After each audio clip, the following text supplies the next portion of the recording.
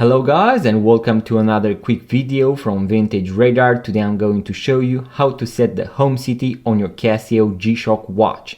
Today we have the GA140, as you can see, with the module 5612, but this is going to work for a bunch of other models out there. For example, the GA100. Here we have the square G Shock watch, the 5610, and also the Casio, which is going to be the GA2100, guys.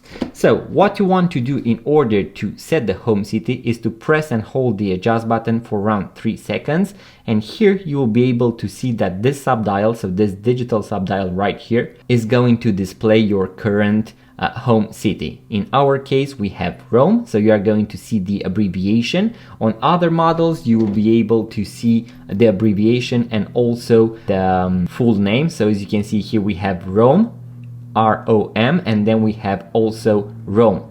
So there are going to be more modern G Shock watches that also feature the full name, so not only the abbreviation. Now let's get back to our G Shock watch model right here.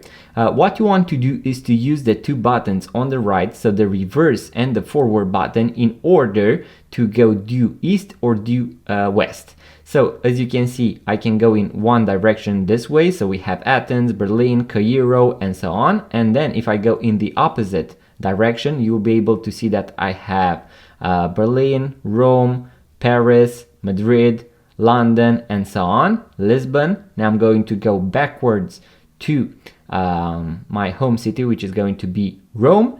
And once you have selected the correct home city, you can press the adjust button in order to finalize the process, and that home city is going to be saved. The setting of the home city is very important in case you want to use the world time function, because all of these other times are going to be adjusted accordingly to your home city. So that is going to be very important, guys. In case you want to watch the full guide with all the functions and features of this particular model or any of the other models that I have right here on the table, make sure to check them out, link in the description box below, guys. And in case you are into watches, vintage watches, watch tutorials and watch reviews, make sure to subscribe to this YouTube channel. If you found value from this video, give it a thumbs up and leave a comment. Once again, subscribe, and I'm going to see you guys on the next video.